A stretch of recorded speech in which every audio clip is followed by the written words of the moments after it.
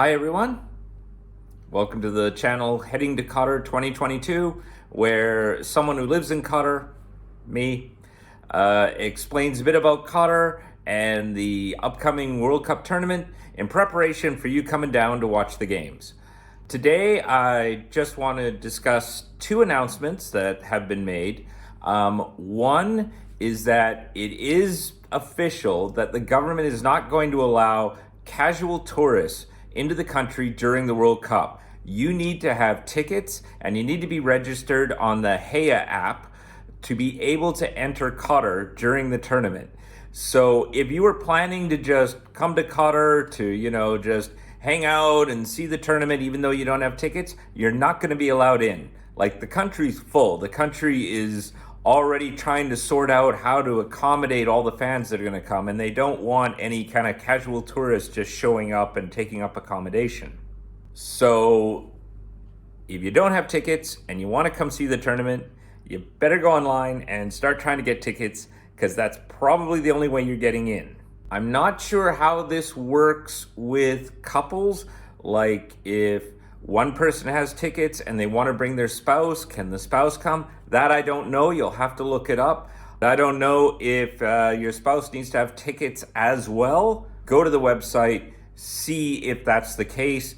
If it is, then, no spouse allowed unless they have tickets. Sorry.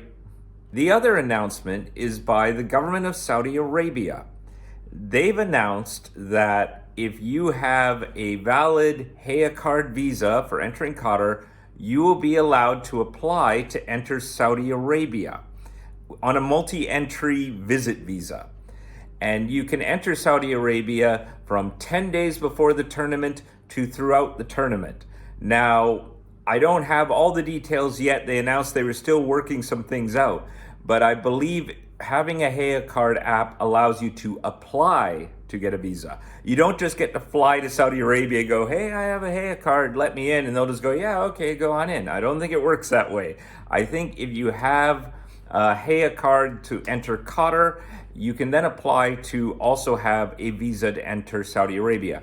They didn't list what the price was. It would be great if it was free. Visas to Saudi are expensive. I think a tourist visa runs around $150 for a 1-year multi-entry. And I mean, that's pretty pricey. So with any luck, there's no charge for this.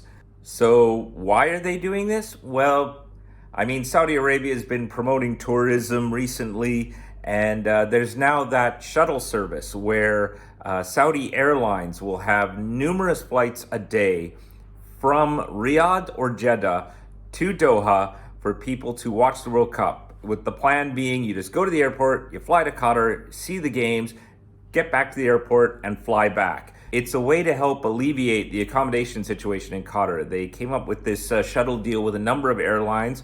I have a video about that. I'll post a link to it below.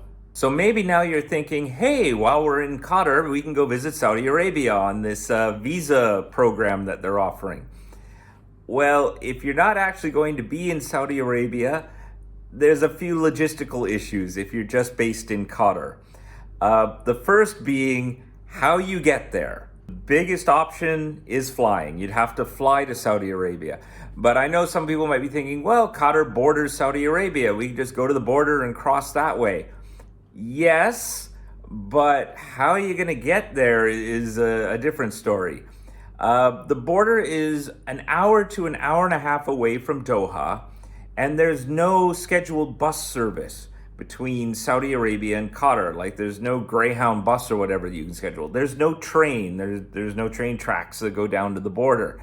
So you would have to figure out how you would get from Doha to the border. And the rental car is sort of the only way I can think of that would be easy to do. But just across the border in Saudi Arabia, there really isn't much. There's a small community and, surprisingly, a lot of abandoned buildings. This was due to the blockade that occurred a few years back, where Qatar was blockaded by Saudi Arabia and had shut the border for 3 years. And the border community which basically serviced the Qatari market, all the Qataris crossing the border to buy cheap foodstuffs and other goods. Well, that was done. So they all shut their business. Now, I have visited Saudi Arabia twice. I posted videos about it on my other channel. I'll post links to those videos below. And it was really bizarre crossing the border. And then for like the next 30 to 40 kilometers, it was mostly abandoned shop fronts, abandoned petrol stations. It was kind of eerie. And the desert sands had started to move in and started covering some of these buildings. It was pretty weird. But about an hour from the border, as you go into Saudi Arabia, there is a city called Al-Hessa. Not well known. It was a nice place. I visited it once on my trip.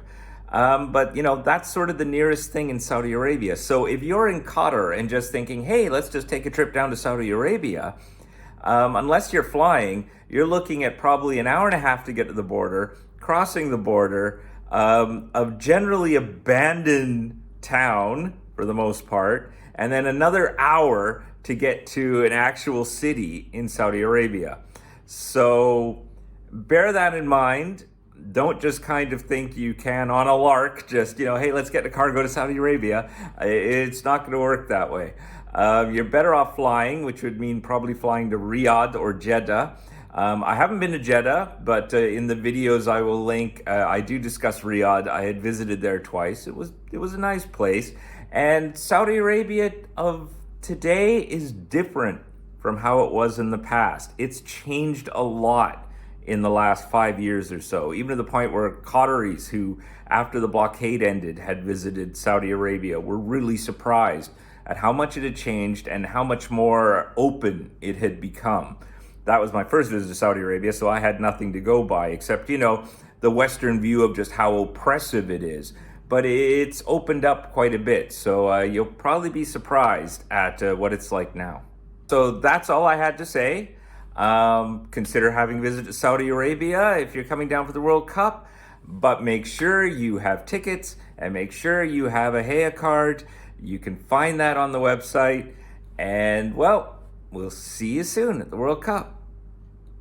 Bye for now.